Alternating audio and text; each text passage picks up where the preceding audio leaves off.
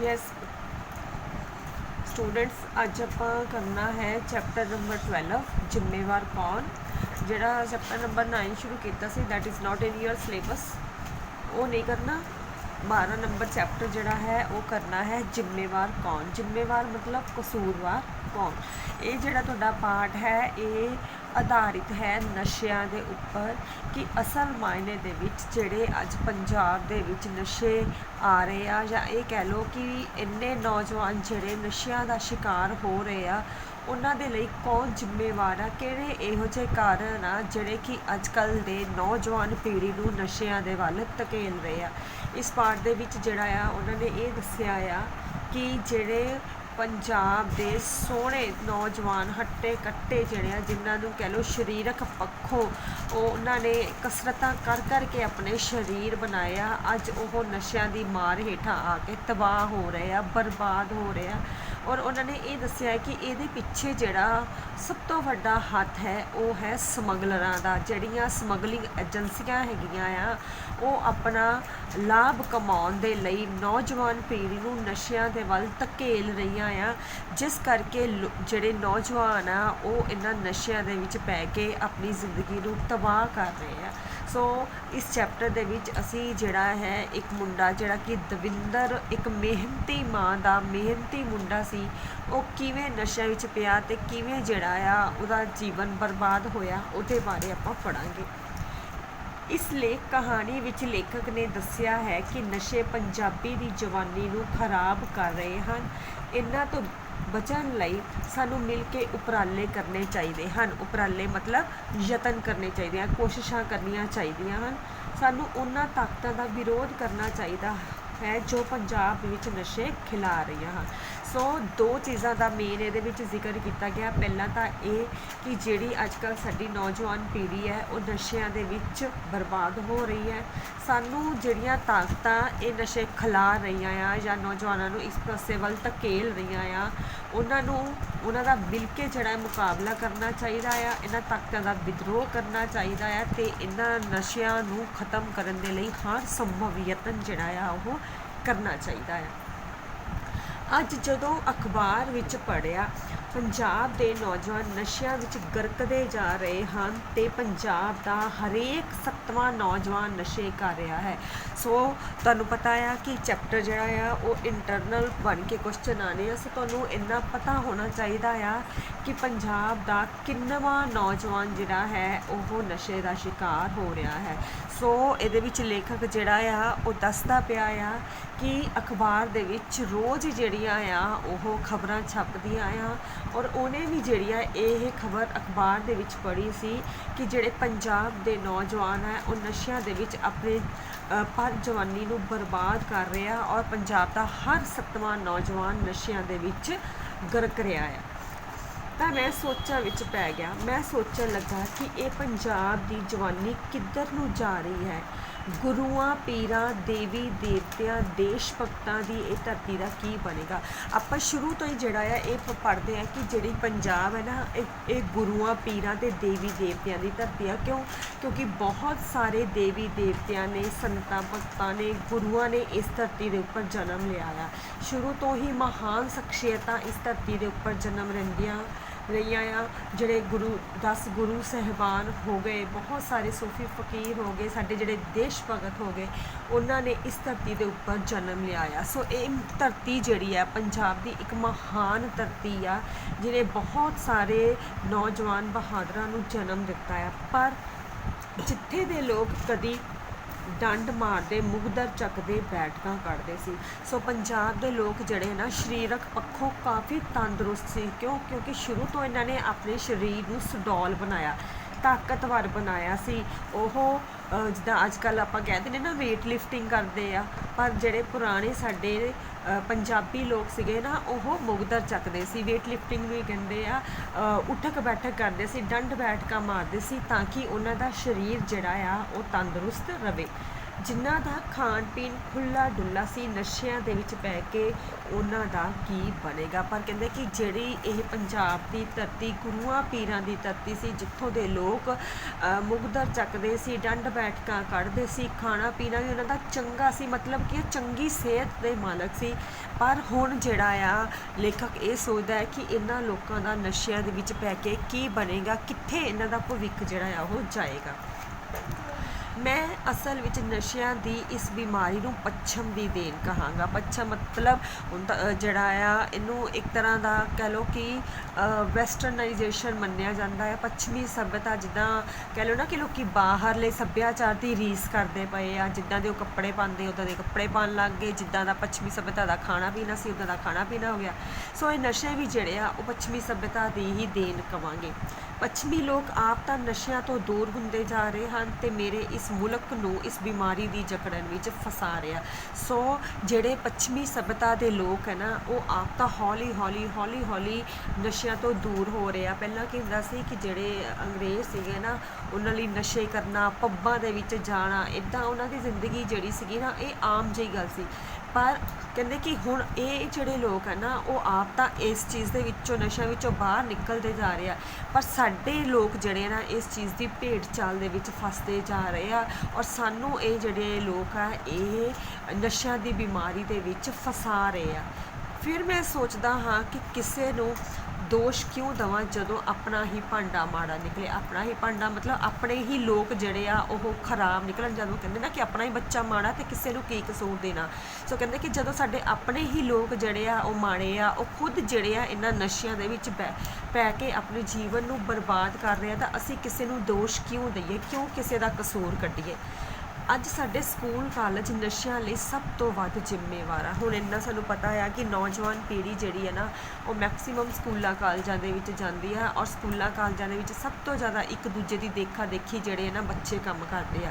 ਸੋ ਇਹ ਨਸ਼ਿਆਂ ਦੀ ਬਿਮਾਰੀ ਜਿਹੜੀ ਆ ਨਾ, ਉਹ ਸਭ ਤੋਂ ਜ਼ਿਆਦਾ ਸਕੂਲਾਂ ਕਾਲਜਾਂ ਦੇ ਵਿੱਚ ਵੱਧ ਤੋਂ ਵੱਧ ਪਾਈ ਜਾਂਦੀ ਆ। ਕਾਲਜਾਂ ਵਿੱਚ ਰੈਗਿੰਗ ਤਾਂ ਬੰਦ ਹੋ ਗਈ। ਰੈਗਿੰਗ ਕਹਿੰਦੇ ਆ ਕਿ ਜਦੋਂ ਨਾ ਕੋਈ ਨਵਾਂ ਬੈਚ ਆਉਂਦਾ ਆ, ਮਤਲਬ ਜਿਹੜੇ ਆ ਨਵੇਂ ਬੱਚੇ ਆਉਂਦੇ ਆ, ਤਾਂ ਜਿਹੜੇ ਸੀਨੀਅਰ ਬੱਚੇ ਹੁੰਦੇ ਨਾ, ਉਹ ਨਵੇਂ ਬੱਚਿਆਂ ਕੋਲ ਜਿਹੜਾ ਊਟ ਪਟਾਂਗ ਹਰਕਤਾਂ ਕਰਵਾਉਂਦੇ ਆ, ਉਹਨਾਂ ਦੀ ਰੈਗਿੰਗ ਕਰਦੇ ਆ। ਜੋ ਸੀਨੀਅਰ ਬੱਚੇ ਜਿਹੜੇ ਆ ਉਹ ਜੂਨੀਅਰਸ ਨੂੰ ਕਰਨ ਲਈ ਕਹਿੰਦੇ ਆ, ਉਹਨਾਂ ਨੂੰ ਕਰਨਾ ਪੈਂਦਾ ਆ। ਫਿਰ ਵੀ ਇੱਕਾ ਦੁੱਕਾ ਘਟਨਾਵਾਂ ਹੋ ਰਹੀਆਂ। ਕਹਿੰਦੇ ਕਿ ਸਰਕਾਰ ਵੱਲੋਂ ਜਿਹੜੀ ਹੈ ਨਾ ਰੈਗਿੰਗ ਬਿਲਕੁਲ ਬੰਦ ਹੋ ਗਈ ਆ। ਨਵੇਂ ਆਏ ਬੱਚਿਆਂ ਨਾਲ ਰੈਗਿੰਗ ਕਰਨੀ ਸਰਕਾਰ ਵੱਲੋਂ ਹੁਣ ਜਿਹੜਾ ਆ ਉਹ ਕਾਨੂੰਨੀ ਜੁਰਮ ਮੰਨਿਆ ਜਾਂਦਾ। ਕਹਿੰਦੇ ਕਿ ਇਹ ਜਿਹੜੀ ਆ ਇੱਦਾਂ ਬਹੁਤ ਸਾਰੇ ਬੱਚੇ ਜਿਹੜੇ ਆ ਡਿਪਰੈਸ਼ਨ ਚਲੇ ਜਾਂਦੇ ਆ, ਜਾਂ ਕੋਈ ਨਾ ਕੋਈ ਮਾੜੀ ਘਟਨਾ ਦਾ ਸ਼ਿਕਾਰ ਹੋ ਜਾਂਦੇ ਆ। ਸੋ ਇਹ ਹੁਣ ਜਿਹੜੀਆਂ ਆ ਰੈਗਿੰਗ ਵਗੈਰਾ ਬੰਦ ਹੋ ਗਈ ਆ, ਪਰ ਫਿਰ ਵੀ ਕਿਤੇ ਨਾ ਕਿਤੇ ਇੱਕ ਦੋ ਘਟਨਾਵਾਂ ਇਹੋ ਜਿਹੀਆਂ ਹੁੰਦੀਆਂ ਆ ਜਿੱਥੇ ਕਿ ਰੈਗਿੰਗ ਕੀਤੀ ਜਾਂਦੀ ਹੈ। ਰੈਗਿੰਗ ਲਈ ਗਲਤ ਢੰਗ ਅਪਣਾਇਆ ਜਾਂਦਾ ਹੈ। ਇਹਨਾਂ ਗਲਤ ਢੰਗਾਂ ਦੇ ਪਿੱਛੇ ਸਮਗਲਿੰਗ ਕਰਨ ਵਾਲੀਆਂ ਏਜੰਸੀਆਂ ਕੰਮ ਕਰਦੀਆਂ ਆ। ਹੁਣ ਜਿਹੜੀਆਂ ਏਜੰਸੀਆਂ ਨੇ ਜਿਹੜੀ ਕਿ ਇਹ ਨਸ਼ੇ ਵਾਲੇ ਪਦਾਰਥ ਜਿਹੜੇ ਆ ਸਮਗਲਿੰਗ ਕਰਦੀਆਂ ਆ, ਉਹ ਕਹਿ ਲਓ ਕਿ ਇੱਕ ਜਗ੍ਹਾ ਤੋਂ ਬਾਹਰਲੇ ਮੁਲਕਾਂ ਤੋਂ ਨਸ਼ੇ ਲਿਆ ਕੇ ਇੱਧਰ ਸਾਡੇ ਮੁਲਕ ਦੇ ਵਿੱਚ, ਸਾਡੇ ਦੇਸ਼ ਦੇ ਵਿੱਚ ਨਸ਼ੇ ਸਪਲਾਈ ਕਰਦੀਆਂ ਆ ਨਾ, ਉਹ ਜਿਹੜੀਆਂ ਏਜੰਸੀਆਂ ਆ ਉਹਨਾਂ ਦਾ ਇਹਦੇ ਪਿੱਛੇ ਸਵਾਰਥ ਕੰਮ ਕਰਦਾ। ਉਹ ਕੀ ਸਵਾਰਥ ਹੈ ਕਿ ਇਹ ਜਿਹੜੀਆਂ ਏਜੰਸੀਆਂ ਆ ਉਹ ਜਾਣ ਕੇ ਗਲਤ ਢੰਗਾਂ ਦੇ ਨਾਲ ਕਹਿ ਲਓ ਬੱਚਿਆਂ ਨੂੰ ਇਸ ਚੀਜ਼ ਪਾਸੇ ਲਗਾਉਂਦੀਆਂ ਆ, ਤਾਂ ਕਿ ਵੱਧ ਤੋਂ ਵੱਧ ਜਿਹੜੇ ਆ ਨਸ਼ੇ ਵਿਕਣ, ਉਹਨਾਂ ਦਾ ਮੁਨਾਫਾ ਹੋਵੇ, ਉਹਨਾਂ ਦਾ ਫਾਇਦਾ ਹੋਵੇ। ਇਸ ਕਰਕੇ ਸਕੂਲਾਂ ਕਾਲਜਾਂ ਦੇ ਬੱਚਿਆਂ ਦੇ ਵਿੱਚ ਜਿਹੜੀਆਂ ਸਭ ਤੋਂ ਵੱਧ ਇਸ ਚੀਜ਼ ਦੀ ਵਰਤੋਂ ਪਾਈ ਜਾਂਦੀ ਆ, ਔਰ ਇਹ ਜਿਹੜੀਆਂ ਏਜੰਸੀਆਂ ਆ ਉਹ ਸਕੂਲਾਂ ਅਤੇ ਕਾਲਜਾਂ ਦੇ ਵਿੱਚ ਇਸ ਚੀਜ਼ ਦੀ ਸਪਲਾਈ ਕਰਦੀਆਂ ਆ, ਤਾਂ ਕਿ ਵੱਧ ਤੋਂ ਵੱਧ ਜਿਹੜੇ ਨੌਜਵਾਨ ਉਹ ਨਸ਼ਿਆਂ ਦੇ ਵਿੱਚ ਪੈਣ ਅਤੇ ਉਹਨਾਂ ਦਾ ਫਾਇਦਾ ਹੋਵੇ। ਆਪਣੇ ਵਪਾਰ ਨੂੰ ਫੈਲਾਉਣ ਲਈ ਨੌਜਵਾਨਾਂ ਦੀ ਜ਼ਿੰਦਗੀ ਨੂੰ ਤਬਾਹ ਕਰਨ 'ਤੇ ਤੁਲੀਆਂ ਹੋਈਆਂ ਹਨ, ਔਰ ਇਹ ਜਿਹੜੀਆਂ ਏਜੰਸੀਆਂ ਆ ਉਹ ਸਿਰਫ ਆਪਣਾ ਫਾਇਦਾ ਸੋਚਦੀਆਂ ਆ, ਆਪਣੀਆਂ ਜੇਬਾਂ ਭਰਨ ਲਈ, ਪੈਸਾ ਕਮਾਉਣ ਦੇ ਲਈ ਉਹ ਨੌਜਵਾਨ ਦੀਆਂ ਜ਼ਿੰਦਗੀਆਂ ਨੂੰ ਇਸ ਨਸ਼ੇ ਵਾਲੇ ਪਾਸੇ ਲਗਾ ਕੇ ਬਰਬਾਦ ਕਰ ਰਹੀਆਂ ਨੇ। ਕਈ ਵਾਰ ਪਿੰਡਾਂ ਦੇ ਭੋਲੇ ਭਾਲੇ ਬੱਚੇ ਨਾ ਚਾਹੁੰਦੇ ਹੋਏ ਵੀ ਉਹਨਾਂ ਦਾ ਸ਼ਿਕਾਰ ਹੋ ਜਾਂਦੇ ਹਨ, ਜਿਵੇਂ ਇਸ ਕਹਾਣੀ ਦੇ ਪਾਤਰ ਦਵਿੰਦਰ ਨਾਲ ਹੋਇਆ। ਸੋ ਪਿੰਡਾਂ ਦੇ ਜਿਹੜੇ ਭੋਲੇ ਭਾਲੇ ਲੋਕ ਕਹਿ ਲਓ, ਪਿੰਡਾਂ ਤੋਂ ਸ਼ਹਿਰਾਂ ਵੱਲ ਪੜ੍ਹਨ ਦੇ ਲਈ ਜਾਂਦੇ ਆ, ਜਿਹੜੇ ਕਿ ਇਸ ਚੀਜ਼ ਤੋਂ ਬਿਲਕੁਲ ਅਣਜਾਣ ਹੁੰਦੇ ਆ, ਪਰ ਜਦੋਂ ਉਹਨਾਂ ਨੂੰ ਸ਼ਹਿਰਾਂ ਦੇ ਵਿੱਚ ਭੇਜਿਆ ਜਾਂਦਾ ਪੜ੍ਹਨ ਦੇ ਲਈ, ਔਰ ਨਵੀਂ ਜਗ੍ਹਾ ਜਾ ਕੇ ਜਿਹੜੇ ਸੀਨੀਅਰ ਮੁੰਡੇ ਹੁੰਦੇ ਆ, ਜਿਹੜੇ ਖੁਦ ਨਸ਼ਿਆਂ ਵਿੱਚ ਪਏ ਹੁੰਦੇ ਆ, ਉਹ ਜੂਨੀਅਰ ਆਏ ਮੁੰਡਿਆਂ ਨੂੰ ਵੀ ਇਸ ਪਾਸੇ ਵੱਲ ਲਗਾ ਲੈਂਦੇ ਆ, ਔਰ ਵੱਧ ਤੋਂ ਵੱਧ ਜਿਹੜਾ ਕਹਿ ਲਓ ਮੁਨਾਫਾ ਕਮਾਉਂਦੇ ਆ। ਇਸ ਕਰਕੇ ਕਹਿ ਲਓ ਕਿ ਹੌਲੀ ਹੌਲੀ ਜਿਹੜੇ ਨੌਜਵਾਨ ਆ ਇਸ ਬਿਮਾਰੀ ਵਿੱਚ ਫਸਦੇ ਜਾ ਰਹੇ ਆ, ਜਕੜਦੇ ਜਾ ਰਹੇ ਆ, ਔਰ ਆਪਣੇ ਭਵਿੱਖ ਨੂੰ ਬਰਬਾਦ ਕਰਦੇ ਜਾ ਰਹੇ ਆ। ਅੱਜ ਮੈਂ ਜਦੋਂ ਆਪਣੇ ਗੁਆਂਢ ਵਿੱਚ ਰਹਿੰਦੀ ਵਿਧਵਾ ਔਰਤ ਹਰਜੀਤ ਦੇ ਮੁੰਡੇ ਨੂੰ ਨਸ਼ਿਆਂ ਵਿੱਚ ਗੁੜੁੱਚ ਵੇਖਦਾ ਹਾਂ ਤਾਂ ਮੇਰੇ ਦਿਲ ਵਿੱਚੋਂ ਰੁੱਗਾ ਜਿਹਾ ਬਾਹਰ ਨਿਕਲਣ ਨੂੰ ਕਰਦਾ। ਗੁੜੁੱਚ ਹੁੰਦਾ ਫਸਿਆ ਹੋਇਆ ਦੇਖਦਾ ਆ, ਰੁੱਗਾ ਹੁੰਦਾ ਦੁੱਖ ਹੋਣਾ। ਸੋ ਇਹਦੇ ਵਿੱਚ ਲੇਖਕ ਜਿਹੜਾ ਕਹਿੰਦਾ ਆ ਕਿ ਇੱਕ ਵਿਧਵਾ ਮਾਂ ਦਾ, ਹਰਜੀਤ ਔਰਤ ਦਾ ਨਾਮ ਹੈ, ਉਹਦੀ ਜਿਹੜਾ ਪੁੱਤਰ ਦਾ ਨਾਮ ਸੀ ਦਵਿੰਦਰ, ਔਰ ਉਹ ਔਰਤ ਜਿਹੜੀ ਸੀ ਵਿਧਵਾ ਸੀ, ਗਰੀਬ ਸੀ। ਕਹਿੰਦੇ ਕਿ ਜਦੋਂ ਉਹਦੇ ਮੁੰਡੇ ਨੂੰ ਉਹ ਨਸ਼ੇ ਦੇ ਵਿੱਚ ਪਿਆ ਹੋਇਆ ਦੇਖਦਾ ਹੈ ਨਾ, ਤਾਂ ਉਹਦੇ ਦਿਲ ਦੇ ਵਿੱਚੋਂ ਇੱਕ ਦੁੱਖ ਭਰੀ ਆਵਾਜ਼ ਨਿਕਲਦੀ ਆ ਕਿ ਕਿਵੇਂ ਉਸ ਔਰਤ ਦਾ ਇਕੱਲਾਕਾਰਾ ਮੁੰਡਾ ਜਿਹੜਾ ਆ ਉਹ ਨਸ਼ਿਆਂ ਦੇ ਵਿੱਚ ਪੈ ਗਿਆ, ਔਰ ਉਹਨੇ ਆਪਣਾ ਜਿਹੜਾ ਹੈ ਜੀਵਨ ਬਰਬਾਦ ਕਰ ਲਿਆ। ਦਵਿੰਦਰ ਜੋ ਗੱਭਰੂ ਜਵਾਨ 6 ਫੁੱਟਾ ਕੱਦ, ਗੋਰਾ ਰੰਗ, ਚੋਸ ਸਰੀਰ ਗੁੰਦਿਆ ਹੋਇਆ, ਜਿੱਥੋਂ ਦੀ ਲੰਘਦਾ ਸੀ ਲੋਕ ਦੇਖ ਕੇ ਉਸਦੀ ਜਵਾਨੀ ਤੋਂ ਵਾਰੇ ਜਾਂਦੇ ਸੀ ਮਤਲਬ ਸਦਕੇ ਜਾਂਦੇ ਸੀ। ਸੋ ਹਰਜੀਤ ਜਿਹੜੀ ਕਿ ਵਿਧਵਾ ਔਰਤ ਸੀ, ਉਹਦਾ ਪੁੱਤਰ ਜਿਹੜਾ ਸੀ ਇਹਨੂੰ ਗੱਭਰੂ ਜਵਾਨ ਸੀ, 6 ਫੁੱਟ ਉਹਦਾ ਕੱਦ ਸੀ, ਗੋਰਾ ਚਿੱਟਾ ਰੰਗ, ਸਰੀਰ ਗੁੰਦਿਆ ਹੋਇਆ, ਮਤਲਬ ਬਿਲਕੁਲ ਨਿੱਗਰ ਸਰੀਰ ਸੀ ਉਹਦਾ, ਕਮਜ਼ੋਰ ਨਹੀਂ ਸੀ, ਤਾਕਤਵਰ ਸਰੀਰ ਸੀ, ਔਰ ਜਿੱਥੋਂ ਦੇ ਵੀ ਉਹ ਲੰਘਦਾ ਸੀ ਨਾ ਸਾਰੇ ਲੋਕ ਉਹਦੀ ਜਵਾਨੀ ਤੋਂ ਸਦਕੇ ਜਾਂਦੇ ਸੀ ਕਿ ਕਿੰਨਾ ਸੋਹਣਾ ਨੌਜਵਾਨ ਆ। ਪਰ ਨਸ਼ੇ ਕਿਸ ਚੰਦਰੇ ਦੀ ਨਜ਼ਰ ਖਾ ਗਈ, ਅੱਜ ਉਹ ਸੁੱਕ ਕੇ ਤੀਲਾ ਹੋ ਗਿਆ। ਕਹਿੰਦੇ ਪਰ ਪਤਾ ਨਹੀਂ ਉਸਨੂੰ ਕਿਸ ਦੀ ਮਾੜੀ ਨਜ਼ਰ ਲੱਗੀ, ਕਿਸ ਚੰਦਰੇ ਦੀ ਜਿਹੜੀ ਸੀ ਉਹਦੇ ਉੱਪਰ ਨਿਗਾਹ ਪੈ ਗਈ ਕਿ ਉਹਦਾ ਸਰੀਰ, ਇੰਨਾ ਸੋਹਣਾ ਸਰੀਰ ਜਿਹੜਾ ਸੀ ਬਿਲਕੁਲ ਸੁੱਕ ਕੇ ਤੀਲੇ ਵਰਗਾ ਹੋ ਗਿਆ, ਮਤਲਬ ਬਿਲਕੁਲ ਕਮਜ਼ੋਰ ਹੋ ਗਿਆ। ਨਸ਼ੇ ਦੀ ਤੋਟ ਕਾਰਨ ਹਰ ਵੇਲੇ ਡਿੱਗਿਆ ਟੱਠਿਆ ਰਹਿੰਦਾ। ਤੋਟ ਹੁੰਦਾ ਕਮੀ ਮਹਿਸੂਸ ਹੋਣੀ, ਜਦੋਂ ਵੀ ਉਹਨੂੰ ਨਸ਼ੇ ਦੀ ਕਮੀ ਮਹਿਸੂਸ ਹੁੰਦੀ, ਉਹਨੂੰ ਕੋਈ ਸੁਰਤ ਨਾ ਰਹਿੰਦੀ, ਉਹ ਡਿੱਗਿਆ ਜਿਹਾ ਵਿਖਾਈ ਦਿੰਦਾ, ਸਰੀਰ ਉਹਦਾ ਬਿਲਕੁਲ ਜਿਹੜਾ ਸੀ ਨਿਢਾਲ ਰਹਿੰਦਾ। ਮਾਂ ਜਦੋਂ ਆਪਣੇ ਪੁੱਤਰ ਨੂੰ ਇਸ ਹਾਲਤ ਵਿੱਚ ਦੇਖਦੀ ਤਾਂ ਗਲੇਡੂ ਭਰ ਕੇ ਰੋਂਦੀ। ਗਲੇਡੂ ਹੁੰਦਾ ਅਥਰੂ, ਕਿ ਜਦੋਂ ਉਹ ਮਾਂ ਆਪਣੇ ਇੰਨੇ ਸੋਹਣੇ ਪੁੱਤਰ ਨੂੰ ਨਸ਼ੇ ਦੇ ਵਿੱਚ ਪਿਆ ਹੋਇਆ ਦੇਖਦੀ, ਔਰ ਦੇਖਦੀ ਕਿ ਕਿਸ ਤਰ੍ਹਾਂ ਉਸਦਾ ਜਵਾਨ ਪੁੱਤਰ ਜਿਹੜਾ ਆ ਉਹ ਬਿਲਕੁਲ ਨਿਢਾਲ ਡਿੱਗਿਆ ਪਿਆ ਹੈ, ਤਾਂ ਉਹ ਜਿਹੜਾ ਹੈ ਅੱਖਾਂ ਦੇ ਵਿੱਚ ਅਥਰੂ ਭਰ ਕੇ ਰੋਂਦੀ ਕਿ ਅੱਜ ਉਹਦੇ ਪੁੱਤਰ ਦਾ ਕੀ ਹਾਲ ਜਿਹੜਾ ਆ ਉਹ ਹੋ ਗਿਆ ਆ। ਦਵਿੰਦਰ ਦੇ ਨਾਲ ਨਾਨ ਮੈਡੀਕਲ +2 ਕਰਕੇ AITRIPL ਦਾ ਟੈਸਟ ਦਿੱਤਾ। ਬਹੁਤ ਵਧੀਆ ਰੈਂਕ ਆ ਜਾਂਦੇ ਉਸਨੂੰ NIT ਕੁਰੂਕਸ਼ੇਤਰਾ ਦੇ ਕੰਪਿਊਟਰ ਸਾਇੰਸ ਵਿੱਚ ਦਾਖਲਾ ਮਿਲ ਗਿਆ।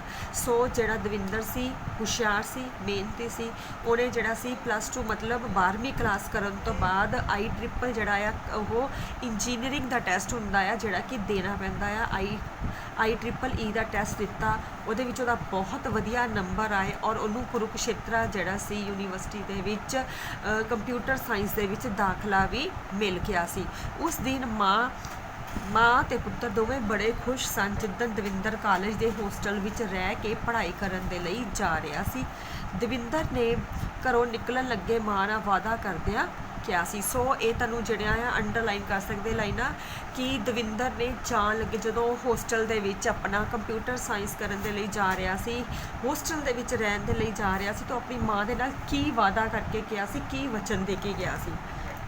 ਮਾਂ ਤੂੰ ਕਿਸੇ ਕਿਸਮ ਦੀ ਚਿੰਤਾ ਨਾ ਕਰੀ, ਮੈਂ ਤੇਰਾ ਇੱਕ ਜ਼ਿੰਮੇਵਾਰ ਪੁੱਤਰ ਹਾਂ। ਮੈਨੂੰ ਪਤਾ ਹੈ ਕਿ ਤੂੰ ਰਾਤਾਂ ਜਾਗ ਕੇ ਲੋਕਾਂ ਦੇ ਕੱਪੜੇ ਸੀ ਕੇ ਮੈਨੂੰ ਕਿਵੇਂ ਪੜ੍ਹਾਇਆ ਹੈ। ਸੋ ਜਿਹੜਾ ਹੈ ਦਵਿੰਦਰ ਨੂੰ ਇਸ ਗੱਲ ਦਾ ਪਤਾ ਸੀ ਕਿ ਉਹਦੀ ਮਾਂ ਨੇ ਉਹਨੂੰ ਬਹੁਤ ਮਿਹਨਤ ਕਰਕੇ ਪਾਲਿਆ ਆ। ਇਸ ਕਰਕੇ ਜਦੋਂ ਉਹ ਇੰਜੀਨੀਅਰਿੰਗ ਕਰਨ ਜਾ ਰਿਹਾ ਸੀ ਤਾਂ ਆਪਣੀ ਮਾਂ ਦੇ ਨਾਲ ਵਾਅਦਾ ਕਰਕੇ ਗਿਆ ਸੀ ਕਿ ਉਹਨੂੰ ਪਤਾ ਹੈ ਕਿ ਉਹਦੀ ਮਾਂ ਨੇ ਕਿਵੇਂ ਰਾਤਾਂ ਜਾ ਕੇ ਕੱਪੜੇ ਸੀ ਕੇ ਉਹਨੂੰ ਪੜ੍ਹਾਇਆ ਆ। ਇਸ ਕਰਕੇ ਉਹਨੂੰ ਹੁਣ ਕਿਸੇ ਕਿਸਮ ਦੀ ਚਿੰਤਾ ਨਹੀਂ ਕਰਨੀ ਚਾਹੀਦੀ। ਮੈਂ ਮਿਹਨਤ ਕਰਾਂਗਾ ਤੇ ਕੰਪਿਊਟਰ ਇੰਜੀਨੀਅਰ ਬਣ ਕੇ ਖੂਬ ਪੈਸਾ ਕਮਾਵਾਂਗਾ, ਮੈਂ ਤੈਨੂੰ ਫੁੱਲਾਂ ਵਾਂਗ ਰੱਖਾਂਗਾ, ਮੈਂ ਤੈਨੂੰ ਹਰ ਸੁੱਖ ਦੇਵਾਂਗਾ ਜਿਸ ਦੀ ਤੂੰ ਹੱਕਦਾਰ ਹੈ। ਸੋ ਜਾਣ ਲੱਗਿਆ ਜਿਹੜਾ ਹੈ ਦਵਿੰਦਰ ਕੀ ਕਹਿ ਕੇ ਗਿਆ ਸੀ ਕਿ ਉਹ ਜਿਹੜਾ ਹੈ ਰੱਜ ਕੇ ਮਿਹਨਤ ਕਰੇਗਾ, ਕਿਸੇ ਤਰ੍ਹਾਂ ਦੀ ਕੋਈ ਕਸਰ ਨਹੀਂ ਛੱਡੇਗਾ, ਇੰਜੀਨੀਅਰ ਬਣ ਕੇ ਖੂਬ ਪੈਸਾ ਕਮਾਵੇਗਾ ਔਰ ਆਪਣੀ ਮਾਂ ਨੂੰ ਉਹ ਹਰ ਸੁੱਖ ਦੇਵੇਗਾ। ਫੁੱਲਾਂ ਵਾਂਗ ਰੱਖਣਾ ਹੁੰਦਾ ਹਰ ਸੁੱਖ ਦੇਣਾ, ਕਿ ਉਹ ਆਪਣੀ ਮਾਂ ਨੂੰ ਹਰ ਸੁੱਖ ਦੇਵੇਗਾ ਜਿਸ ਦੀ ਉਹ ਹੱਕਦਾਰ ਹੈ, ਕਿਉਂਕਿ ਸ਼ੁਰੂ ਤੋਂ ਉਸਦੀ ਮਾਂ ਨੇ ਬਹੁਤ ਮਿਹਨਤ ਕਰਕੇ ਉਹਨੂੰ ਪਾਲਿਆ ਸੀ। ਇਸ ਕਰਕੇ ਉਹ ਚਾਹੁੰਦਾ ਸੀ ਕਿ ਉਹ ਚੰਗੀ ਕਮਾਈ ਕਰੇ, ਵੱਡਾ ਇਨਸਾਨ ਬਣੇ ਔਰ ਆਪਣੀ ਮਾਂ ਨੂੰ ਉਹ ਹਰ ਸੁੱਖ ਦੇਵੇ ਜਿਸ ਦੀ ਉਹ ਹੱਕਦਾਰ ਆ। ਜਿਸ ਕਰਕੇ ਕਹਿ ਲਓ ਕਿ ਉਹਦਾ ਬੁਢਾਪਾ ਜਿਹੜਾ ਹੈ ਉਹ ਆਪਣੀ ਮਾਂ ਦਾ ਸੌਖਾ ਕਰਨਾ ਚਾਹੁੰਦਾ ਸੀ। ਆਪਣੇ ਪੁੱਤਰ ਕੋਲੋਂ ਅਜਿਹੇ ਮੋਹ ਮਤਲਬ ਪਿਆਰ ਭਰੇ ਸ਼ਬਦ ਸੁਣ ਕੇ ਹਰਜੀਤ ਦੀਆਂ ਅੱਖਾਂ ਭਰ ਆਈਆਂ, ਮਤਲਬ ਉਹਦੀਆਂ ਅੱਖਾਂ ਦੇ ਵਿੱਚੋਂ ਅਥਰੂ ਆ ਗਏ। ਉਹ ਆਪਣੇ ਪੁੱਤਰ ਨੂੰ ਅਸੀਸ ਦਿੰਦਿਆਂ ਬੋਲੀ ਸੀ, ਮਾਂ ਵਾਰੀ ਮੇਰੇ ਪੁੱਤਰ। ਅੰਡਰਲਾਈਨ ਕਰ ਲਓ, ਜਦੋਂ ਤੁਹਾਨੂੰ ਚੈਪਟਰ ਦੇ ਵਿੱਚੋਂ ਕੁਐਸਚਨ ਬਣ ਕੇ ਆਣੇ ਤਾਂ ਤੁਹਾਨੂੰ ਪੁੱਛਿਆ ਜਾ ਸਕਦਾ ਆ ਕਿ ਹਰਜੀਤ ਨੇ ਆਪਣੇ ਪੁੱਤਰ ਨੂੰ ਕੀ ਕਿਹਾ ਸੀ। ਮਾਂ ਵਾਰੀ ਮੇਰੇ ਪੁੱਤਰ ਨੂੰ ਕਿਸੇ ਦੀ ਨਜ਼ਰ ਨਾ ਲੱਗੇ, ਉਰੇ ਆ ਜਰਾ, ਮੈਂ ਤੇਰੀ ਨਜ਼ਰ ਤਾਂ ਉਤਾਰ ਦੇਵਾਂ। ਉਸਨੇ ਦਵਿੰਦਰ ਨੂੰ ਆਪਣੇ ਹਿੱਕ ਨਾਲ ਲਾ ਕੇ ਘੁੱਟ ਕੇ ਪਿਆਰ ਦਿੱਤਾ ਤੇ ਖੁਸ਼ੀ ਵਿਦਾ ਕੀਤਾ ਸੀ। ਸੋ ਉਹਦੀ ਮਾਂ ਜਿਹੜੀ ਸੀ ਬਹੁਤ ਖੁਸ਼ ਸੀ ਕਿ ਉਹਦਾ ਪੁੱਤਰ ਜਿਹੜਾ ਆ ਉਹ ਸਿਆਣਾ ਤੇ ਸਮਝਦਾਰ ਨਿਕਲਿਆ ਆ, ਔਰ ਨਾਲ ਹੀ ਉਹਨੇ ਕਿਹਾ ਸੀ ਕਿ ਮੈਂ ਆਪਣੇ ਪੁੱਤਰ ਦੀ ਨਜ਼ਰ ਉਤਾਰ ਦੇਵਾਂ, ਕਿਤੇ ਉਹਦੇ ਪੁੱਤਰ ਨੂੰ ਕਿਸੇ ਦੀ ਨਜ਼ਰ ਨਾ ਲੱਗੇ। ਉਹਨੇ ਪੁੱਟ ਕੇ ਛਾਤੀ ਨਾਲ ਲਾਇਆ, ਆਪਣੇ ਪੁੱਤਰ ਨੂੰ ਪਿਆਰ ਕੀਤਾ ਤੇ ਖੁਸ਼ੀ ਇੱਕ ਉਮੀਦ ਦੇ ਉੱਪਰ, ਆਸ ਦੇ ਉੱਪਰ ਆਪਣੇ ਪੁੱਤਰ ਨੂੰ ਵਿਦਾ ਕੀਤਾ ਕਿ ਹੁਣ ਉਹਦਾ ਪੁੱਤਰ ਜਿਹੜਾ ਆ ਘਰੋਂ ਜਾਏਗਾ ਤੇ ਇੰਜੀਨੀਅਰ ਬਣ ਕੇ ਹੀ ਘਰ ਦੇ ਵਿੱਚ ਆਏਗਾ। ਦਵਿੰਦਰ ਦਾ ਕੁਰੂਕਸ਼ੇਤਰ NIT ਕਾਲਜ ਦੇ ਹੋਸਟਲ ਵਿੱਚ ਅੱਜ ਪਹਿਲਾ ਦਿਨ ਸੀ। ਉਸਦੇ ਕਮਰੇ ਵਿੱਚ 2 ਹੋਰ ਲੜਕੇ ਸਨ, ਉਹਨਾਂ ਵਿੱਚੋਂ ਇੱਕ ਉੱਤਰ ਪ੍ਰਦੇਸ਼ ਦਾ ਸੀ ਤੇ ਦੂਸਰਾ ਦਿੱਲੀ ਦਾ। ਸੋ ਉਹਦੇ ਕਹਿ ਲਓ ਕਿ ਕਲਾਸਮੇਟ ਜਾਂ ਰੂਮਮੇਟ, ਜਿਸ ਤਰ੍ਹਾਂ ਆਪਾਂ ਕਹਿ ਲੈਂਦੇ ਨਾ ਕਿ ਇਕੱਠੇ ਹੋਸਟਲਾਂ 'ਚ ਬੱਚੇ ਰਹਿੰਦੇ ਆ, ਸੋ ਉਹਦੇ ਨਾਲ 2 ਬੱਚੇ ਜਿਹੜੇ ਸੀ ਹੋਰ ਸੀ। ਇੱਕ ਬੱਚਾ ਜਿਹੜਾ ਸੀ ਉਹ ਉੱਤਰ ਪ੍ਰਦੇਸ਼ ਦਾ ਤੇ ਦੂਜਾ ਜਿਹੜਾ ਸੀ ਉਹ ਦਿੱਲੀ ਦਾ ਸੀ। ਤਿੰਨਾਂ ਦੀ ਆਪਸ ਵਿੱਚ ਜਲਦੀ ਹੀ ਬਣ ਗਈ ਸੀ। ਸ਼ਾਮ ਨੂੰ ਤਿੰਨੇ ਦੋਸਤ ਨਹਾ ਧੋ ਕੇ ਕਮਰੇ ਵਿੱਚੋਂ ਬਾਹਰ ਨਿਕਲੇ ਤਾਂ ਸਾਹਮਣੇ ਉਹ ਸੀਨੀਅਰ ਮੁੰਡਿਆਂ ਦੀ ਢਾਣੀ ਹੁੰਦੀ, ਮੁੰਡਿਆਂ ਦਾ ਇਕੱਠ ਜਾਂ ਮੁੰਡਿਆਂ ਦੀ ਟੋਲੀ ਢਾਣੀ ਆਉਂਦੀ ਦਿਸੀ। ਜਦੋਂ ਦਵਿੰਦਰ ਤੇ ਉਸਦੇ ਸਾਥੀ ਉਹਨਾਂ ਕੋਲੋਂ ਲੰਘਣ ਲੱਗੇ ਤਾਂ ਉਹਨਾਂ ਮੁੰਡਿਆਂ ਨੇ ਪੈਰ ਅੜਾ ਕੇ ਤਿੰਨਾਂ ਨੂੰ ਹੀ ਸੁੱਟ ਦਿੱਤਾ। ਉਹਨਾਂ ਵਿੱਚੋਂ ਇੱਕ ਬੋਲਿਆ, ਓਏ ਨਵੇਂ ਕਬੂਤਰੋ, ਤੁਹਾਨੂੰ ਪਤਾ ਨਹੀਂ ਸੀਨੀਅਰ ਮੁੰਡਿਆਂ ਨਾਲ ਕਿਵੇਂ ਪੇਸ਼ ਆਉਣਾ ਹੈ। ਸੋ ਕਹਿ ਲਓ ਕਿ ਜਾਣ ਕੇ ਪਰੇਸ਼ਾਨ ਕਰਨਾ ਜਾਂ ਜਾਣ ਕੇ ਤੰਗ ਕਰਨ ਵਾਲੀ ਗੱਲ ਸੀ ਕਿ ਜਦੋਂ ਇਹ ਦਵਿੰਦਰ ਤੇ ਉਹਦੇ ਦੋਨੋਂ ਸਾਥੀ ਜਿਹੜੇ ਸੀ ਉਹ ਜਾ ਰਹੇ ਸੀ ਤਾਂ ਜਾਣ ਕੇ ਜਿਹੜੇ ਉਹਦੇ ਸੀਨੀਅਰ ਮੁੰਡੇ ਸੀ ਜਿਨ੍ਹਾਂ ਦੀ ਢਾਣੀ ਲੰਘਦੀ ਪਈ ਸੀ, ਜਾਣ ਕੇ ਉਹਨਾਂ ਨੇ ਪੈਰ ਅੜਾ ਕੇ ਦਵਿੰਦਰ ਤੇ ਉਹਦੇ ਸਾਥੀਆਂ ਨੂੰ ਸੁੱਟਿਆ ਔਰ ਜਾਣ ਕੇ ਉਹਨਾਂ ਨੂੰ ਤੰਗ ਕਰਨ ਦੇ ਲਈ ਪੁੱਛਿਆ ਕਿ ਉਹਨਾਂ ਨੂੰ ਪਤਾ ਨਹੀਂ ਹੈ ਕਿ ਜਿਹੜੇ ਉਹਨਾਂ ਦੇ ਸੀਨੀਅਰ ਮਤਲਬ ਉਹਨਾਂ ਤੋਂ ਵੱਡੇ ਜਿਹੜੇ ਆ ਬੱਚੇ, ਉਹਨਾਂ ਦੇ ਨਾਲ ਕਿਵੇਂ ਉਹਨਾਂ ਨੇ ਪੇਸ਼ ਹੋਣਾ ਹੈ, ਕਿਵੇਂ ਗੱਲਬਾਤ ਕਰਨੀ ਆ। ਦਵਿੰਦਰ ਬੋਲਿਆ, ਭਾਜੀ ਸਾਨੂੰ ਮਾफ़ ਕਰਿਓ, ਅਸੀਂ ਨਵੇਂ ਹਾਂ, ਤੁਹਾਤੋਂ ਹੌਲੀ ਸਿੱਖ ਲਵਾਂਗੇ। ਸੋ ਦਵਿੰਦਰ ਜਿਹੜਾ ਆ ਹਲੀਮੀ ਦੇ ਨਾਲ ਜਿਹੜਾ ਆ ਜਵਾਬ ਦਿੰਦਾ ਆ ਕਿ ਜਿਹੜਾ ਭਾਜੀ ਸਾਨੂੰ ਮਾफ़ ਕਰ ਦਿਓ, ਉਹਨਾਂ ਨੂੰ ਹੌਲੀ ਪਤਾ ਲੱਗੇਗਾ ਕਿ ਕਿਵੇਂ ਜਿਹੜਾ ਆ ਸੀਨੀਅਰ ਮੁੰਡਿਆਂ ਨਾਲ ਉਹਨਾਂ ਨੇ ਕਿਵੇਂ ਗੱਲਬਾਤ ਕਰਨੀ ਹੈ। ਦਵਿੰਦਰ ਨੂੰ ਇੰਨਾ ਤਾਂ ਪਤਾ ਸੀ ਕਿ ਸੀਨੀਅਰ ਮੁੰਡੇ ਨਵੇਂ ਆਏ ਮੁੰਡਿਆਂ ਦੀ ਰੈਗਿੰਗ ਕਰਦੇ ਹਨ, ਪਰ ਇੰਨਾ ਨਹੀਂ ਸੀ ਪਤਾ ਕਿ ਉਹ ਕਿਸੇ ਦੀ ਜ਼ਿੰਦਗੀ ਵੀ ਤਬਾਹ ਕਰ ਸਕਦੇ ਹਨ। ਬਸ ਉਸ ਦਿਨ ਤੋਂ ਹੀ ਦਵਿੰਦਰ ਦੀ ਜ਼ਿੰਦਗੀ ਵਿੱਚ ਨਿਘਾਰ ਆਉਣਾ ਸ਼ੁਰੂ ਹੋ ਗਿਆ। ਸੀਨੀਅਰ ਮੁੰਡੇ ਕਾਦੇ ਸਨ? ਛਟੇ ਹੋਏ ਬਦਮਾਸ਼ ਸਨ, ਉਹ ਸਮਗਲਰਾਂ ਦੇ ਛੱਡੇ ਹੋਏ ਏਜੰਟ ਸਨ, ਉਹਨਾਂ ਦੇ ਪਿੱਛੇ ਰਾਜਨੀਤਿਕ ਨੇਤਾਵਾਂ ਦਾ ਹੱਥ ਸੀ। ਸੋ ਕਹਿੰਦਾ ਕਿ ਦਵਿੰਦਰ ਨੂੰ ਇੰਨਾ ਤਾਂ ਪਤਾ ਸੀ ਕਿ ਜਦੋਂ ਹੋਸਟਲ ਦੇ ਵਿੱਚ ਜਾਓ ਤਾਂ ਜਿਹੜੇ ਸੀਨੀਅਰ ਮੁੰਡੇ ਆ ਨਾ ਉਹ ਜੂਨੀਅਰ ਮੁੰਡਿਆਂ ਦੀ ਰੈਗਿੰਗ ਕਰਦੇ ਆ, ਉਹਨਾਂ ਨੂੰ ਤੰਗ ਕਰਦੇ ਆ ਜਾਂ ਜੋ ਵੀ ਕਰਨ ਲਈ ਕਹਿੰਦੇ ਆ ਉਹ ਕਰਨਾ ਪੈਂਦਾ ਆ।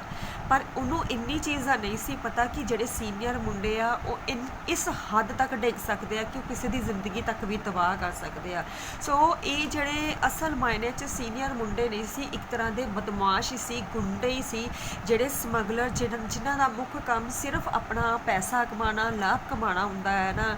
ਔਰ ਸਾਡੇ ਜਿਹੜੇ ਅੱਜ ਕੱਲ੍ਹ ਪੋਲੀਟੀਸ਼ੀਅਨ ਨੇਤਾ ਆ ਉਹ ਖੁਦ ਇਹਨਾਂ ਚੀਜ਼ਾਂ ਦੇ ਵਿੱਚ ਜਿਹੜੇ ਆ ਕਹਿ ਲਓ ਕਿ ਫਸ ਕੇ ਲੋਕਾਂ ਨੂੰ ਇਸ ਪਾਸੇ ਲਾਉਂਦੇ ਆ ਤਾਂ ਕਿ ਵੱਧ ਤੋਂ ਵੱਧ ਜਿਹੜੀਆਂ ਉਹਨਾਂ ਦੀਆਂ ਜੇਬਾਂ ਭਰਨ, ਨੋਟ ਉਹਨਾਂ ਦੀਆਂ ਜੇਬਾਂ ਦੇ ਵਿੱਚ ਆਉਣ।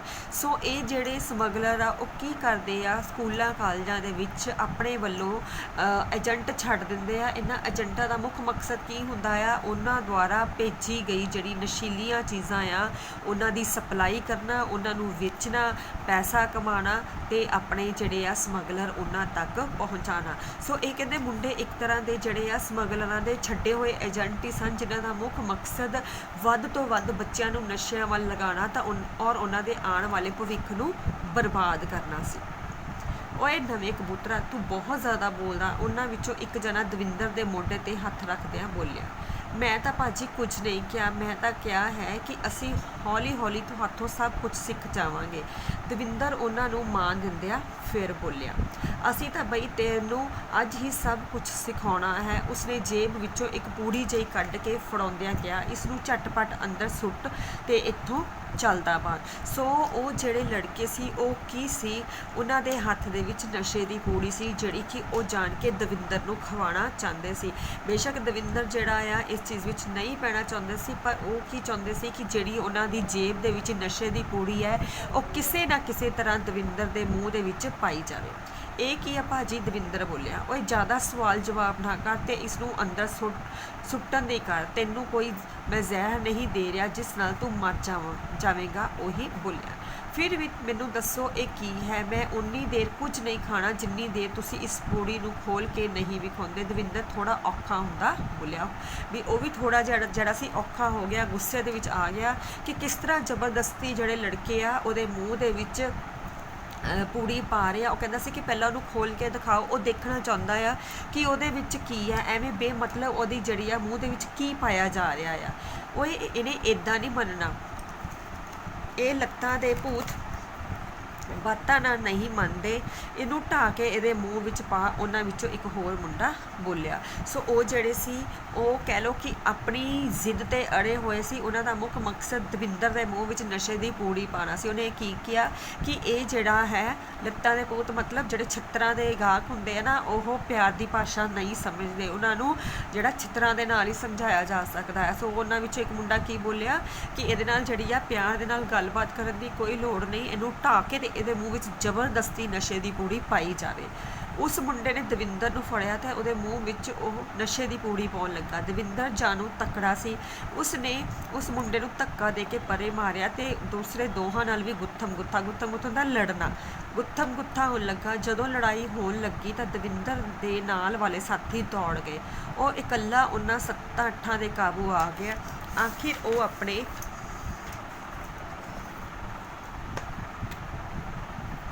ਉਦੇਸ਼ ਵਿੱਚ ਕਾਮਯਾਬ ਹੋ ਗਏ। ਦਵਿੰਦਰ ਦੇ ਮੂੰਹ ਵਿੱਚ ਉਹ ਨਸ਼ੇ ਦੀ ਪੂੜੀ ਜਾਣ ਦੀ ਦੇਰ ਸੀ ਕਿ ਉਸਨੇ ਆਨੇ ਦੇ ਡੇਲੇ ਦਵਿੰਦਰ ਦੇ ਮੂੰਹ ਵਿੱਚ ਉਹ ਨਸ਼ੇ ਦੀ ਪੂੜੀ ਜਾਣ ਦੀ ਹੀ ਦੇਰ ਸੀ ਕਿ ਉਸਦੇ ਆਨੇ ਬਾਹਰ ਆਉਣ ਨੂੰ ਲੱਗੇ। ਉੱਥੇ ਡਿੱਗ ਪਿਆ। ਉਸਨੂੰ ਬੇਹੋਸ਼ੀ ਦੀ ਹਾਲਤ ਵਿੱਚ ਦੇਖ ਕੇ ਸਾਰੇ ਦੌੜ ਗਏ।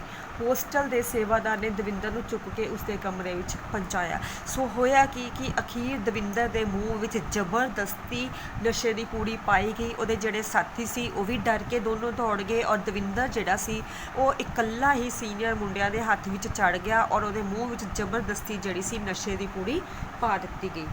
ਅਗਲੇ ਦਿਨ ਦਵਿੰਦਰ ਜਦੋਂ ਉੱਠਿਆ ਤਾਂ ਉਸਦਾ ਅੰਗ ਟੁੱਟ ਰਿਹਾ ਸੀ। ਉਸਨੂੰ ਇੰਜ ਮਹਿਸੂਸ ਹੋ ਰਿਹਾ ਸੀ ਜਿਵੇਂ ਉਸ ਅੰਦਰ ਸਾਹ ਪ੍ਰਾਣ ਹੀ ਨਾ ਹੋਣ। ਉਸਨੂੰ ਅਜਿਹੀ ਹਾਲਤ ਵਿੱਚ ਦੇਖ ਕੇ ਨਾਲ ਦੇ ਸਾਥੀ ਵੀ ਘਬਰਾ ਗਏ। ਉਹਨਾਂ ਵਿੱਚ ਕਿਸੇ ਦੀ ਇੰਨੀ ਹਿੰਮਤ ਨਾ ਪਈ ਕਿ ਹੋਸਟਲ ਦੇ ਵਾਰਡ ਨੂੰ ਜਾ ਕੇ ਦੱਸਣ ਕਿ ਦਵਿੰਦਰ ਦੀ ਇਸ ਹਾਲਤ ਦੇ ਜ਼ਿੰਮੇਵਾਰ ਸੀਨੀਅਰ ਲੜਕੇ ਹਨ। ਸੋ ਇੱਥੇ ਤੁਹਾਡਾ ਜਿਹੜਾ ਹੈ ਚੈਪਟਰ ਦਾ ਨਾਮ ਆ ਗਿਆ ਜ਼ਿੰਮੇਵਾਰ, ਕਿ ਅਸਲ ਮਾਇਨੇ ਵਿੱਚ ਦਵਿੰਦਰ ਜਿਹੜਾ ਸੀ, ਜਿਹੜੀ ਉਹਦੀ ਇੰਨੀ ਮਾੜੀ ਹਾਲਤ ਹੋਈ ਸੀ, ਅਸਲ ਮਾਇਨੇ 'ਚ ਦਵਿੰਦਰ ਜਿਹੜਾ ਸੀ ਉਹ ਚੰਗਾ ਹੱਟਾ ਕੱਟਾ ਜਿਹੜਾ 6 ਫੁੱਟਾ ਕੱਦ ਹੋਣ ਤੇ ਤਕੜੇ ਸਰੀਰ ਵਾਲਾ ਮੁੰਡਾ ਸੀ, ਨੌਜਵਾਨ ਸੀ। ਪਰ ਸੀਨੀਅਰ ਮੁੰਡੇ ਜੋ ਕਿ ਉਹਦੇ ਨਸ਼ੇ ਦੇ ਕਸੂਰਵਾਰ ਸਨ, ਜ਼ਿੰਮੇਵਾਰ ਸਨ, ਉਹਦੇ ਮੂੰਹ ਵਿੱਚ ਜ਼ਬਰਦਸਤੀ ਨਸ਼ੇ ਦੀ ਪੂੜੀ ਪਾ ਦਿੱਤੀ ਸੀ। ਪਰ ਉਹਨਾਂ ਕਹਿ ਲਓ ਮੁੰਡਿਆਂ ਦੀ ਇੰਨੀ ਦਹਿਸ਼ਤ ਸੀ, ਇੰਨਾ ਡਰ ਸੀ ਕਿ ਕਿਸੇ ਦੀ ਵੀ ਹਿੰਮਤ ਨਹੀਂ ਸੀ ਪਈ ਕਿ ਜਾ ਕੇ ਹੋਸਟਲ ਦੇ ਵਾਰਡਨ ਨੂੰ ਦੱਸ ਸਕਣ ਕਿ ਅਸਲ ਮਾਇਨੇ ਦੇ ਵਿੱਚ ਦਵਿੰਦਰ ਦੇ ਨਾਲ ਕੀ ਬੀਤੀ ਆ, ਕੀ ਉਹਦੇ ਨਾਲ ਭਾਣਾ ਵਰਤਿਆ ਆ। ਬਸ ਦਵਿੰਦਰ ਦੇ ਮੂੰਹ ਨੂੰ ਅਜਿਹਾ ਨਸ਼ਾ ਲੱਗਾ ਕਿ ਉਸ ਦਿਨ ਤੋਂ ਉਸਦਾ ਸਰੀਰ ਖੁਰਨਾ ਸ਼ੁਰੂ ਹੋ ਗਿਆ, ਮਤਲਬ ਕਮਜ਼ੋਰ ਪੈਣਾ ਸ਼ੁਰੂ ਹੋ ਗਿਆ। ਉਹ ਪੜ੍ਹਾਈ ਵੀ 6 ਕੁ ਮਹੀਨੇ ਹੀ ਜਾਰੀ ਰੱਖ ਸਕਿਆ ਤੇ ਆਪਣੀ ਮਾਂ ਕੋਲ ਪਿੰਡ ਆ ਗਿਆ। ਮਾਂ ਨੇ ਜਦੋਂ ਆਪਣੇ ਪੁੱਤਰ ਦੀ ਅਜਿਹੀ ਹਾਲਤ ਦੇਖੀ ਤਾਂ ਅੱਖਾਂ 'ਚ ਘਸੁੰਨ ਦੇ ਕੇ ਰੋਣ ਲੱਗੀ। ਉਹ ਪੁੱਤਰ ਜੋ ਜਾਣ ਲੱਗਾ ਐਡੇ ਵੱਡੇ ਵਾਅਦੇ ਕਰਕੇ ਗਿਆ ਸੀ, ਅੱਜ ਉਸਦੇ ਸਾਹਮਣੇ ਇੱਕ ਜਿੰਦੀ ਲਾਸ਼ ਦੀ ਤਰ੍ਹਾਂ ਪਿਆ ਸੀ। ਉਸ ਵਿਚਾਰੀ ਕੋਲ ਇੰਨੇ ਪੈਸੇ ਵੀ ਨਹੀਂ ਸਨ ਜੋ ਉਸਦਾ ਇਲਾਜ ਕਰਵਾ ਸਕਦੀ। ਸੋ ਕਹਿੰਦਾ ਕਿ ਉਹ ਮਾਂ ਜਿਸ ਨੇ ਅੱਖਾਂ ਦੇ ਵਿੱਚ ਇੰਨੇ ਸਾਰੇ ਸੁਪਨੇ ਦੇਖ ਕੇ ਮਿਹਨਤ ਕਰਕੇ ਬੱਚੇ ਨੂੰ ਪਾਲਿਆ ਸੀ, ਔਰ ਉਹ ਪੁੱਤਰ ਜਿਹੜਾ ਸੀ ਕਿੰਨੇ ਮਾਂ ਨੂੰ ਸੁਪਨੇ ਵਿਖਾ ਕੇ ਗਿਆ ਸੀ ਕਿ ਉਹ ਇੱਕ ਕਾਮਯਾਬ ਇਨਸਾਨ ਬਣ ਕੇ ਵਾਪਸ ਪਰਤੇਗਾ। ਅੱਜ ਉਹ ਪੁੱਤਰ ਨਸ਼ਿਆਂ ਦੇ ਵਿੱਚ ਪੈ ਕੇ 6 ਮਹੀਨਿਆਂ ਦੇ ਵਿੱਚ ਹੀ ਬਿਲਕੁਲ ਸੁੱਕ ਕੇ ਤੀਲਾ ਹੋਇਆ। ਸਰੀਰ ਉਹਦਾ ਜਿਹੜਾ ਸੀ ਹੌਲੀ ਹੌਲੀ ਖੁਰਨਾ ਸ਼ੁਰੂ ਹੋ ਗਿਆ, ਕਮਜ਼ੋਰ ਪੈਣਾ ਸ਼ੁਰੂ ਹੋ ਗਿਆ। ਔਰ ਉਹਦੀ ਮਾਂ ਜਿਹੜੀ ਸੀ ਉਹਦੀ ਹਾਲਤ ਨੂੰ ਦੇਖ ਦੇਖ ਕੇ ਅੱਖਾਂ ਭਰ ਭਰ ਕੇ ਰੋਂਦੀ ਸੀ, ਔਰ ਉਹਦੇ 'ਚ ਇੰਨੀ ਹਿੰਮਤ ਵੀ ਨਹੀਂ ਸੀ ਕਿ ਉਹਦਾ ਚੰਗੀ ਤਰ੍ਹਾਂ ਇਲਾਜ ਕਰਵਾ ਪਾਉਂਦੀ। ਸੋ ਕਹਿ ਲਓ ਇੱਕ ਨਸ਼ੇ ਦੀ ਪੂੜੀ ਨੇ ਉਹਦੇ ਆਉਣ ਵਾਲੇ ਭਵਿੱਖ ਨੂੰ ਬੁਰੀ ਤਰ੍ਹਾਂ ਬਰਬਾਦ ਕਰਕੇ ਰੱਖ ਦਿੱਤਾ ਸੀ। ਇੱਕ ਇਕੱਲਾ ਦਵਿੰਦਰ ਹੀ ਨਹੀਂ, ਅਜਿਹੇ ਪੰਜਾਬ ਦੇ ਬਹੁਤ ਸਾਰੇ ਗੱਭਰੂ ਹਨ ਜੋ ਨਸ਼ਿਆਂ ਦਾ ਸ਼ਿਕਾਰ ਹੋ ਚੁੱਕੇ ਹਨ। ਅੱਜ ਨਿਰੇ ਮੁੰਡੇ ਹੀ ਨਹੀਂ, ਕੁੜੀਆਂ ਵੀ ਬੁਰੀ ਤਰ੍ਹਾਂ ਨਸ਼ਿਆਂ ਦਾ ਸ਼ਿਕਾਰ ਹੋ ਰਹੀਆਂ ਹਨ। ਜੇ ਇਹ ਹਾਲਤ ਰਹੀ ਤਾਂ ਇਹ ਘੁੱਗ ਵਸਦਾ ਪੰਜਾਬ ਖਤਮ ਹੋ ਜਾਵੇਗਾ। ਕਹਿੰਦਾ ਕਿ ਜਿਹੜਾ ਇਹ ਸਾਡਾ ਪੰਜਾਬ ਸ਼ੁਰੂ ਤੋਂ ਹੀ ਆਬਾਦ ਰਿਹਾ ਆ, ਹਮੇਸ਼ਾ ਇੱਥੇ ਜਿਹੜੀਆਂ ਆ ਬਹੁਤ ਸਾਰੀਆਂ ਸਿੱਧਰਾਂ ਮੁਰਾਦਾਂ ਪੂਰੀਆਂ ਹੋਈਆਂ ਆ। ਹੌਲੀ ਹੌਲੀ ਇਹ ਜਿਹੜਾ ਪੰਜਾਬ ਆ ਨਾ, ਜੇ ਇੱਥੇ ਨਸ਼ਿਆਂ ਵਿੱਚ ਗਰਕਦਾ ਰਿਹਾ, ਤਬਾਹ ਹੁੰਦਾ ਰਿਹਾ, ਤਾਂ ਹੌਲੀ ਹੌਲੀ ਸਭ ਇਹ ਖਤਮ ਹੋ ਜਾਣਾ ਆ। ਜਰਾ ਸੋਚੋ ਇਸ ਲਈ ਜ਼ਿੰਮੇਵਾਰ ਕੌਣ ਹੈ। ਇਸ ਲਈ ਮੈਂ ਆਪਣੀ ਵੀਰੋ ਹਾਲੇ ਵੀ ਸੰਭਲ ਜਾਓ। ਇਹ ਤਾਕਤਾਂ ਜੋ ਤੁਹਾਨੂੰ ਖਤਮ ਕਰਨ 'ਤੇ ਤੁਲੀਆਂ ਹੋਈਆਂ ਹਨ, ਇਹਨਾਂ ਦਾ ਡਟ ਕੇ ਮੁਕਾਬਲਾ ਕਰੋ। ਇਹ ਤੁਹਾਡਾ ਮੈਸੇਜ ਆ, ਇਹ ਤੁਹਾਨੂੰ ਮੈਸੇਜ ਚੈਪਟਰ 'ਚੋਂ ਬਣ ਕੇ ਆ ਸਕਦਾ ਕਿ ਇਸ ਪਾਰਟ ਦੇ ਵਿੱਚੋਂ ਤੁਹਾਨੂੰ ਕੀ ਸੁਨੇਹਾ ਮਿਲਦਾ ਆ। ਸੋ ਇਹਦੇ ਵਿੱਚ ਕੀ ਆ ਕਿ ਜਿਹੜੀਆਂ ਤਾਕਤਾਂ, ਜਿਹੜੀਆਂ ਪਾਵਰਫੁਲ ਚੀਜ਼ਾਂ ਜਿਹੜੀਆਂ ਤੁਹਾਨੂੰ ਇਸ ਗਲਤ ਰਾਹ ਵੱਲ ਤੋਰਦੀਆਂ, ਨਸ਼ਿਆਂ ਵੱਲ ਤੋਰਦੀਆਂ ਨਾ, ਉਹਨਾਂ ਦਾ ਡਟ ਕੇ ਸਖਤ ਮੁਕਾਬਲਾ ਕਰਨਾ ਚਾਹੀਦਾ ਹੈ। ਤੁਹਾਡਾ ਪੰਜਾਬੀ ਸੱਭਿਆਚਾਰ ਬਹੁਤ ਅਮੀਰ ਹੈ। ਇਸ ਪੱਛਮੀ ਰਹਿਣੀ ਬਹਿਣੀ, ਖਾਣ ਪੀਣ, ਨਸ਼ੇ ਆਦਿ ਦਾ ਤਿਆਗ ਕਰੋ।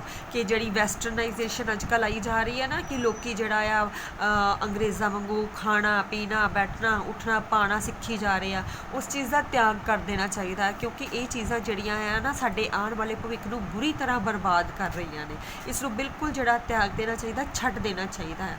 ਸਿਰਫ ਪੰਜਾਬੀ ਵਿਰਸਾ, ਜਿਹੜੀ ਸਾਡੀ ਪੁਰਾਣਾ ਵਿਰਸਾ, ਸਾਡਾ ਆਪਣਾ ਸੱਭਿਆਚਾਰ ਹੈ ਨਾ, ਜਿਹੜਾ ਸਾਡੇ ਗੁਰੂਆਂ ਭਗਤਾਂ ਦੀ, ਦੇਵੀ ਦੇਵਤਿਆਂ ਦੀ ਧਰਤੀ ਆ, ਉਸ ਵਿਰਸੇ ਨੂੰ ਅਪਣਾਉਣਾ ਚਾਹੀਦਾ ਆ। ਜੇ ਸੁਖੀ ਰਹਿਣਾ ਚਾਹੁੰਦੇ ਹੋ ਤਾਂ ਪੰਜਾਬ ਨੂੰ ਨਸ਼ਾ ਮੁਕਤ ਕਰਨ ਦੇ ਲਈ ਆਓ ਇੱਕ ਮੁਹਿੰਮ ਚਲਾਈਏ। ਸੋ ਇਹ ਵੀ ਤੁਹਾਨੂੰ ਪਤਾ ਹੋਣਾ ਚਾਹੀਦਾ ਹੈ ਕਿ ਜੇਕਰ ਅਸੀਂ ਆਪਣੇ ਸੋਹਣੇ ਪੰਜਾਬ ਨੂੰ ਬਿਲਕੁਲ ਨਸ਼ੇ ਤੋਂ ਮੁਕਤ ਕਰਨਾ ਹੈ ਤਾਂ ਸਾਨੂੰ ਉਹਦੇ ਲਈ ਕੀ ਕਰਨਾ ਪਏਗਾ, ਇੱਕ ਮੁਹਿੰਮ ਚਲਾਉਣੀ ਪਏਗੀ, ਔਰ ਘਰ ਘਰ ਜਾ ਕੇ ਇਹ ਮੈਸੇਜ ਦੇਣਾ ਪਏਗਾ ਕਿ ਜਿਹੜੇ ਨਸ਼ੇ ਆ ਨਾ ਉਹ ਬਹੁਤ ਖਰਾਬ ਆ, ਬਹੁਤ ਬੁਰੇ ਆ, ਇਹਨਾਂ ਤੋਂ ਬਚਣਾ ਚਾਹੀਦਾ ਹੈ। ਕਿਉਂਕਿ ਨਸ਼ਿਆਂ ਦੇ ਵਿੱਚ ਪੈ ਕੇ ਕਿਸੇ ਦਾ ਵੀ ਭਵਿੱਖ ਸੰਵਰਦਾ ਨਹੀਂ, ਸਗੋਂ ਹਮੇਸ਼ਾ ਵਿਗੜਦਾ ਹੀ ਆ। ਇਹ ਨਸ਼ੇ ਜਿਹੜੇ ਆ ਚੰਗੇ ਭਲੇ ਸਰੀਰ ਨੂੰ ਖੋਖਲਾ ਕਰ ਦਿੰਦੇ ਆ, ਬਰਬਾਦ ਕਰ ਦਿੰਦੇ ਆ। ਸੋ ਇਹ ਮੈਸੇਜ ਆ ਕਿ ਸਾਨੂੰ ਪੱਛਮੀ ਸੱਭਿਅਤਾ ਦਾ ਤਿਆਗ ਕਰਨਾ ਪਏਗਾ, ਆਪਣੇ ਵਿਰਸੇ ਨੂੰ ਅਪਣਾਉਣਾ ਪਏਗਾ, ਮੁਹਿੰਮ ਚਲਾਉਣੀ ਪਏਗੀ ਤੇ ਦੱਸਣਾ ਪਏਗਾ ਕਿ ਨਸ਼ੇ ਖਰਾਬ ਹੁੰਦੇ ਆ। ਸੋ ਚੈਪਟਰ ਨੂੰ ਚੰਗੀ ਤਰ੍ਹਾਂ ਸੁਣ ਲਈਓ ਔਰ ਸਮਝ ਲਈਓ ਤਾਂ ਕਿ ਚੈਪਟਰ ਵਿੱਚੋਂ ਵੀ ਤੁਹਾਨੂੰ ਜਿਹੜਾ ਆ ਉਹ ਈਜ਼ੀਲੀ ਤੁਸੀਂ ਕਰ ਪਾਓ।